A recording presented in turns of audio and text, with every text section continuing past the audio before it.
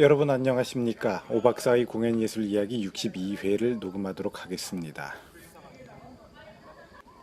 지금 여러분이 보고 계신 동영상은 오늘 촬영된 것인데요. 그러니까 2018년 9월 18일 날, 9월 19일입니다. 2018년 9월 19일 날 수원에 있는 경희대학교의 노천극장에서 촬영된 것입니다.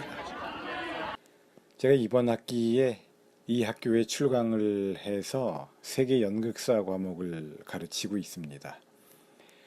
아무래도 연극사를 가르치게 되면 고대 그리스의 연극부터 본격적으로 진도를 나가게 되고요. 그 다음에 고대 그리스 연극을 다루려고 한다면 당연히 기원전 5세기의 비극을 중점적으로 다뤄야 할 겁니다. 사실 수업 제목은 세계 연극사라고 되어 있지만 서양 연극사를 중심으로 다루어 나가기가 쉽죠. 그리고 주로 아시아 연극을 곁들여서 가르치게 되는데 아시아 연극에 대해서 설명할 때는 또한 그것의 특징을 서양 연극사와 연관시켜서 가르치게 됩니다. 어쩔 수 없이 서양 연극의 전통들을 가르치고 제가 오박사의 공연예술 이야기를 시작하면서 컨벤션이라는 용어에 대해서 말씀을 드렸었는데요. 서양 연극의 컨벤션들이 어떻게 형성되었는가에 대해서 이야기를 하고 그러한 서양 연극의 컨벤션들은 아시아 연극의 컨벤션들과 어떻게 다른가 그리고 아시아, 특히 우리나라에서는 아시아 연극은 아시아의 근대 연극을 말하는 것이 되겠죠. 서양 연극의 컨벤션을 어떻게 받아들였는가라는 이야기들을 하게 됩니다. 그러니까 결국 우리가 말하는 연극사라는 것은 서양 중심으로 이루어질 수밖에 없습니다. 아시아의 연극, 비유럽권의 연극이 어떻게 다른 특징을 가지고 있는가를 이야기할 때에도 결국은 유럽을 기준으로 삼아서 이야기를 해야 되거든요. 그러니까 연극이라는 예술 형식에 있어서는 유럽 중심주의가 매우 영향력을 가지게 되는 것입니다. 그래서 저는 연극사 수업을 시작할 때 꼭 유로센트리즘이라는 단어를 학생들에게 소개합니다. 이 유로센트리즘이라는 말은요, 인터넷에서 사전을 찾아보면 유럽 중심주의라고 의미가 해석되고 있습니다. 저는 이 말을 좋아합니다. 제가 1990년대 말에 유학을 떠나서 2000년대 초에 박사과정을 다닐 때 유로센트리즘이라는 말이 책에 나오길래 이 단어의 뜻을 찾아봤습니다. 그랬더니 놀랍게도 2000년대 초까지는 이 말이 인터넷에도 나오지 않고 인터넷 사전에도 나오지 않고 책으로 되어 있는 영어 사전에도 나오지 않고 있었습니다. 그래서 저는 유로센트리즘이라는 말의 의미를 알지 못했었습니다. 사전에도 나오지 않을 정도이니까 2000년대 초까지만 해도 이 유로센트리즘이라는 말은 이 개념은 이 관념은 세계인들에게 더더군다나 서양인들에게 그렇게 인상적으로 규명해야 할 필요성을 느끼지 않는 말이었던 것 같습니다. 그러니까 사전에도 그때까지는 실리지 않고 있었겠지요. 그리고 이 말이 사전에 실리게 되었을 때에는 이제 사전에 실리게 된 때에는 유럽인들이 이제는 유럽 중심주의를 반성하고 그것을 공식적으로 말하고 그것이 빈번하게 담론들 속에서 사용되게 되었다는 현상을 반영하는 것 같습니다. 저는 여기에다가도 탈근대라는 개념을 덧붙이고 싶습니다.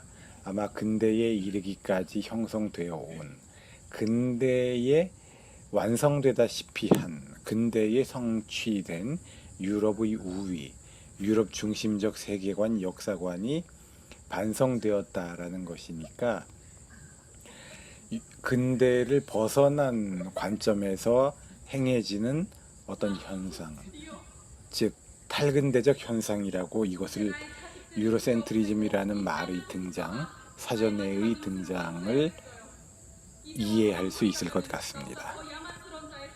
그래서 저는 학생들에게 유로센트리즘의 견지에서 연극사를 다루고자 한다라고 연극사 수업의 초에 연극사 수업을 시작할 때 이야기하고 있습니다. 그리고 유로센트리즘의 견지에서 연극사를 다루다 보니까 그것은 유럽 중심의 연극사를 살펴보는 것이 되고 유럽에 속하지 않았던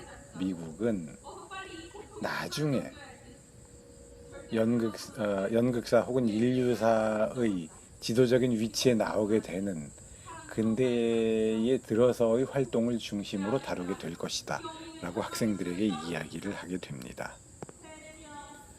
확실히 우리가 지금 살고 있는 시대는 그 이전의 시대와는 상당히 다릅니다.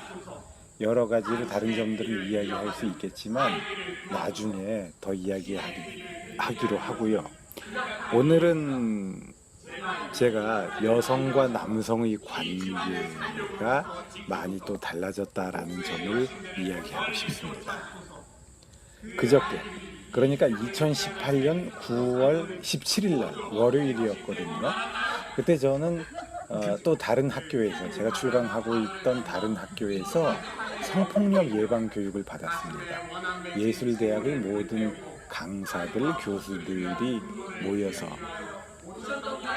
전문 강사를 불러놓고 성교육 강사, 성폭력 예방 교육 강사를 불러놓고 성폭력을 범하지 않도록 하는 그런 조언들을 듣고 우리가 무심코 범하게 되는 잘못들에 대해서 경계하는 그런 내용의 강의를 들었지요. 우리가 예전에는 너무나 무심코 지나가던 것들, 너무나 당연하게 생각하던 것들이 요즘에 들어오면 부적절한 행동이라는 것이라고 지적받게 됩니다. 그러니까 이런 것들도 부적절한 언사라고 합니다. 술자리 같은 데나 아니면 단체 모임 같은 데서 여성들이 모여있는 좌석에 앉으면 그런 테이블이나 좌석에 가서 남자가 야 여기는 여자들만 여기는 꽃밭이구만 이렇게 이야기하는 것. 그 다음에 또 오늘 왜 이렇게 해숙해? 어젯밤에 무슨 일이 있었던 거야? 어젯밤에 무슨 일을 한 거야? 이런 식으로 말하는 것. 또 그 다음에 너 여자가 왜 그렇게 안 꾸미고 다니냐? 여자가 좀 꾸미고 다녀. 이런 식으로 말하는 것들이 다 어떤 성 역할을 강요하고 여성의 신체에 대해서 부적절하게 언급하고 여성을 부적절하게 성적 대상화시키는 행동들이라고 하네요. 여러 가지로 흥미롭고 저 자신에 대해서 반성할 것이 많다고 느껴지는 좋은 특강이었습니다. 그런데 그러한 것들 외에도 그 특강 선생님이 하셨던 말씀 중에는 우리나라의 독특한 사회 현상에 대해서 언급한 내용이 있었는데요. 저는 그 내용이 매우 흥미로웠습니다. 그분의 말씀에 의하면 물론 그분이 독창적으로 제기하는 이론은 아니고 그분도 어디서 이제 자료를 읽은 내용이겠죠. 저도 어디선가 이런 식의 내용을 접한 것 같기도 합니다. 그 내용을 말씀드리면 우리나라에서 믹스 커피가 유행하게 된 것은요. IMF 이후에 여직원을 해고한 후에 유행하게 된 것이라고 합니다. 그때는 남자 직원을 10만 명 해고할 때 여직원은 한 30만 명 정도가 해고되는 그런 현상을 보였는데요. 그래서 그 전까지 직장에서 커피를 타던 여성들이 많이 해고되니까 이제 커피를 탈 사람이 없어졌다라는 거죠. 그래서 커피 몇 숟가락, 커피 크림 몇 숟가락, 설탕 몇 숟가락 이런 식으로 커피잔에 넣어서 휘저어가지고 타주던 그런 커피 섭취 양상은 사라지고 쉽게 그냥 봉지 뜯어서 쓱 부어가지고 저어 먹는 믹스 커피가 유행하게 되었다고 합니다. 그리고 그렇게 해서 해고된 여성들은 10대 여성들이 하던 아르바이트 자리로 들어가게 되었다네요. 그렇게 밀려난 사람들이 10대 여성들이 하던 아르바이트를 자리를 빼앗아 가게 되고, 거기서 10대 여성들은 아르바이트 자리에서 밀려나니까 어떻게 되냐 하면 자기들이 경제적으로 자립할 필요가 있을 때는 원조 교제를 하게 되었다고 합니다. 우리나라에서 원조 교제라는 말이 유행하기 시작할 때가 1990년대가 맞기는 합니다. 그러니까 아마 그 사회 현상이 IMF와 연관되는 그런 어떤 연쇄 반응에 의해서 발생했다라고 보는, 해석하는 견해들이 있나 봅니다. 그리고 그렇게 원조 교제를 하는 여학생들은 또 가정에 있지를 못하고 가출해서 가출팸이라는 것을 형성합니다. 가출한 청소년들끼리 같이 모여 사는 것을 가출한 패밀리라고 해가지고 가출팸이라고 줄여서 부르거든요. 그리고 이 가출팸을 형성한 청소년들은 자신들의 경제 활동으로 또 성매매를 하게 되거든요. 그런데 이들의 가출팸이 성매매를 하게 될 때 여자 청소년들은 몸을 팔고, 또 남자 청소년들은 그 여자 청소년들이 몸을 팔러 들어간 모텔방 밖에 있다가 그 성을 구입하는 남성이 씻으려 할 때 그 방으로 침입해가지고, 자, 당신 성매매를 하는 것을 고발할 테니까 고발하려고 한다. 그것을 원치 않으면 현금이랑 카드를 다 내놔라. 이런 식으로 포주 역할도 하고, 그 성매매의 파트너의 금품을 빼앗는, 강탈하는 역할도 하고, 그런 식의 모습을 보이게 되었다고 합니다.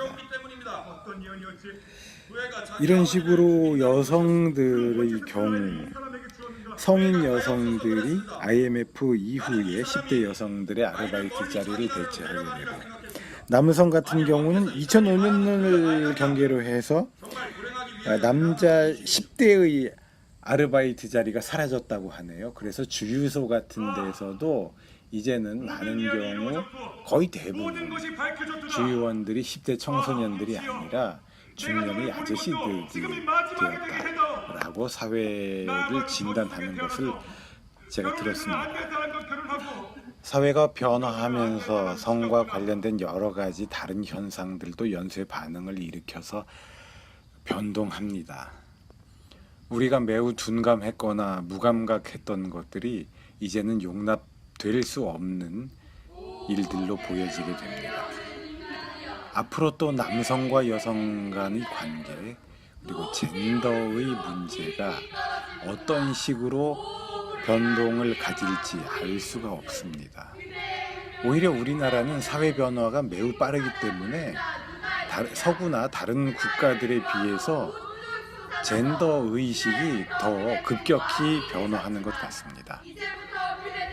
오늘 2018년 9월 19일 후배 연극 배우들을 상습적으로 성추행한 혐의를 받은 전 연희관 거리패 연출 이윤택 씨가 법원에서 징역 6년의 실형을 선고받았습니다. 1심 재판부는 징역 6년의 실형을 선고하고 80시간의 성폭력 프로그램을 이수하라고 선고했습니다. 그는 자기 극단의 단원들에게, 여자 단원들에게 안마를 시키면서 자신의 신체 부위를 주무르게 하거나, 또 자기가 연기 지도를 한다고 하면서 여자 배우들의 가슴과 주요 부위를 만진 사실이 인정된다고 법원은 판단했습니다. 이윤택은 인간이 생식기로도 호흡한다고 주장하던 사람이었습니다. 그러한 호흡법을 자기와 작업을 같이 하는 배우들에게 가르치기도 했습니다. 그는 자신의 행위가 그러한 과정에서 발생한 것이라고 주장을 했습니다. 그리고 오늘은요, 2018년 9월 19일입니다. 문재인 대통령이 이틀째 방북해 있습니다. 오늘 문재인 대통령은 평양의 5일 경기장에서 김정은 북한 국무위원장과 함께 집단체조를 관람하고 나서 15만 명의 관중들에게 연설을 했다고 합니다. 사실 제가 이 동영상을 만들기 시작할 때는 문재인 대통령이 평양 시민들에게 연설할지도 모른다, 연설을 할 것이다라는 뉴스가 나오기는 했지만 그 동영상이 나오고 있지는 않았습니다. 그런데 제가 이 동영상을 거의 다 만들었을 때에 뉴스를 확인해 보니까 문재인 대통령이 평양 시민들 앞에서 연설하는 동영상이 인터넷에 떠 있네요. 그 동영상을 보니 나중에 우리 역사가 어떻게 될지, 나중에 우리들의 마음이 어떻게 변할지 모르겠지만 너무나도 놀라운 사건이었습니다. 너무나도 감격적이고 어떻게 이런 일이 제가 살고 있을 때 제가 목격할 수 있게 되었는지 모를 정도로 상상하기 어려운 놀랄 일이 발생하였습니다. 전에도 그래 왔고 아직도 반민족 세력, 반통일 세력은 우리 사회에 존재하고 있지요. 그리고 이상주의자들의 좌절을 우리는 역사 속에서 많이 보아왔습니다. 그래서 저 같은 소심한 사람은 문재인 대통령의 이 과감한 행보가 매우 반갑고 기쁘면서도 그가 현재 대표하고 있는 이상이 좌절되면 어떻게 하나라는 걱정이 되는 것이 사실입니다. 저도 조용히 그에게 저 하나의 힘을 합쳐서 돕기로 결심해 봅니다. 자, 그리고 동영상에 대한 이야기로 좀 돌아가 보죠. 경희대학교는 건물을 참 멋있고 크게 잘 짓습니다. 노천극장도 아주 크고 멋있게 잘 지어놨습니다. 그리고 고대 그리스의 노천극장과 거의 비슷하게 지어놨지요. 이 노천극장 아래쪽에는 호수가 있고 거기서 분수가 뿜어져 나오고 아주 경치가 아름답습니다. 이렇게 아름다운 환경 속에 존재하고 있는 아름답고 훌륭한 노천극장이 많이 활용되고 있지는 않습니다. 그래서 제가 언제나 아까워하다가 지난 학기에도 이 노천극장에서 조금 실습을 해봤고 이번 학기에도 이렇게 노천극장에서 실습을 해보고 있습니다.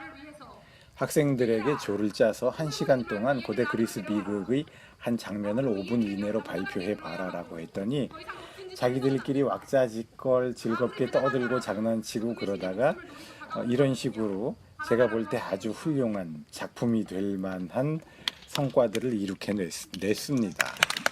강아지 한 마리도 보이죠? 제가 이 수업을 야외에서 진행하겠다고 말할 때 학생들에게 간단한 다과나 간식, 음료, 그리고 심지어 반려동물의 동반까지도 허가하겠다라고 공고를 했습니다. 그랬더니 어느 학생이 강아지를 한 마리 데려왔어요. 그 강아지의 존재가 우리들의 수업을 얼마나 더 즐겁게 만들어 주었는지 모릅니다. 화면 속에서 강아지의 활약을 보실 수 있을 겁니다. 이 강아지가 사람들의 갈채 소리를 좋아하는 것 같아요. 사람들이 막 박수를 치면 자기가 무대 위로 나오기도 하고 무대 쪽에서 객석 쪽으로 다가오기도 하고 그랬습니다. 그리고 오늘의 이 작업에 참여한 학생들 대부분은 연기를 전공하는 학생들입니다. 그런데 한 조는 영화 전공자들로만 이루어져 있습니다. 그러니까 그들은 연기를 훈련하지는 않죠. 영화 기술이나 영화 연출을 공부하는 학생들인데, 영화 이론을 공부하는 학생들인데, 그들이 고대 그리스 비극을 실제로 접하고 읽어보고 자기들이 연기해보는 것은 오늘이 최초였을 겁니다. 그들이 안티고네를 공연했는데요. 이들이 공연한 안티고네는 주인공이 안티고네와 이스메네가 남자들입니다. 남성이 주인공으로 등장하고 있죠. 그래서 저는 이러한 시도가 매우 신선하다고 느꼈습니다. 소포클레스의 안티고네는 그야말로 전통적인 남성 중심적인 사고방식을 가지고서 여성의 역할, 여성의 사회적 기능, 여성의 미덕, 여성의 덕목을 규정하는 작품입니다. 그리고 그러한 남성 중심의 사회에, 남성 중심의 법률에 저항했다가 파멸하는 여자 주인공의 모습을 그리고 있는 작품인 것인데요. 영화를 전공하는 학생들이 주인공의 성을 여성에서 남성으로 바꿈으로써 그들이 의도했건 의도하지 않았건 안티고네와 관련된 성관념을 전복시키는 효과를 낸 것 같다고 저는 생각합니다. 이 조뿐만이 아니라 참여한 학생들 모두 열심히 잘 해주었습니다. 이 정도면 연극영화과 수업치고는 아주 훌륭한 수업 태도를 보여주었고 그에 맞게 훌륭한 수업의 성과를 보여주었다고 생각합니다. 경희대학교 연극영화과 학생들은 이렇게 적극적으로 나서서 퍼포먼스를 하고 자기들끼리 조별 작업을 하고 하는 것에 참 능합니다. 제가 다른 학교에서도 가르쳐 봤는데 다른 학교 학생들은 이 정도의 적극성을 잘 보여주지 않습니다. 의외로 연극영화과 학생들이 덜 적극적이기도 합니다. 그런 경우가 있습니다. 그러면서 무엇을 하기를 귀찮아하고 아주 소극적인 경우가 적지 않기도 한데요. 저는 경희대학교 연극영화과 학생들을 가르치면서 매년 학생들의 태도가 나아지고 있는 것을 봅니다. 아직은 학생들이 제가 생각하는 절대적 이상적인 모습에 도달해 있다고 생각하지는 않습니다. 물론 저부터도 이상적인 교사가 아니죠. 어쨌든 계속 나아지는 모습을 보이는 것이 중요하다고 생각합니다. 인간의 인연은 짧고 부질없기가 쉽죠. 비록 부질없는 것이라 하더라도 최대한 덜 실망스러운 것이 되도록 한 학기 동안 노력해 보겠습니다. 오늘은 생각할 것이 많은 하루였습니다. 부끄럽지만 이렇게 기록해 놓겠습니다. 들어주신 여러분들 고맙습니다.